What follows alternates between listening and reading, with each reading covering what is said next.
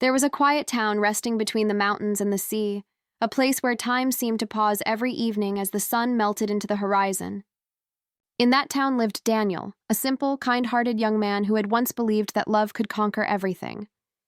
10 years ago, when he was only 20, he met Alara, a girl who had come to the town for the summer with a camera always hanging from her neck, capturing laughter, clouds, and the breeze itself. They met by accident when Daniel helped her retrieve a photo she dropped into the river. That single moment, an act so small, created a bond that neither of them could explain. They spent days exploring, talking about dreams, walking through fields of golden grass, believing that nothing would ever pull them apart. But fate, as it often does, had other plans. Alara had to leave suddenly when her family moved abroad after a tragic accident. She promised to return. Daniel promised to wait, and so began the longest wait of his life. Every day for 10 years, Daniel wrote her letters he never sent. He restored the old bench by the river where they first met, painted it every spring, and kept her favorite flower, the white lily, blooming nearby. People called him foolish, said he was wasting his youth on a ghost of the past, but Daniel only smiled. "Love remembers, even when people forget," he would say softly. Then, one chilly autumn morning, the impossible happened. A woman stepped off a bus carrying a camera. Her hair was shorter, her eyes quieter, but Daniel knew that face instantly. It was Alara. His heart thundered as he approached her, but when he said her name, she looked confused. "I'm sorry," she said gently. "Do I know you?" Those words cut deeper than he could have imagined. The woman he had loved for a decade looked at him as if he were a stranger. Alara had been in a terrible car accident years earlier, she explained, and the memory of her time in that town was gone, wiped away like a picture lost to sunlight. Daniel felt his world tilt, but he forced a smile and welcomed her back, hiding the storm in his chest. Over the next weeks, they met often. She wanted to rediscover the town, and he became her guide again, though she didn't realize she was retracing the same paths they had once walked together. Each place held a silent echo of the past: the bridge where they'd made wishes, the cafe where she'd spilled tea laughing, the river where their story began. Daniel said nothing about their history, afraid of forcing her to remember, afraid that maybe the past should remain buried. But love has a way of breathing through silence. One evening, under a rain-washed sky, Alara paused at the old bench by the river. "This place feels familiar," she whispered. Daniel's voice trembled. "It should. You once said this was where you left your heart." She laughed softly, unsure why tears filled her eyes. A strange warmth moved inside her, fragments of memories flickering, laughter, a promise, someone's hand reaching into the water.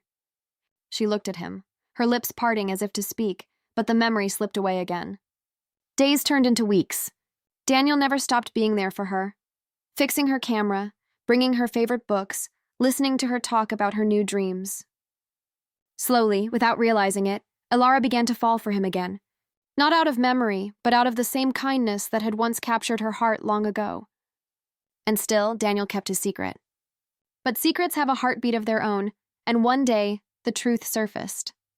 While visiting the town museum, Alara found an old photograph on display, a candid shot of two young people by the river, smiling as if the world had no pain. The caption read, "Daniel and Alara, Summer of Hope." Her breath caught. The photo felt like a mirror she didn't understand. She ran to Daniel, holding it out.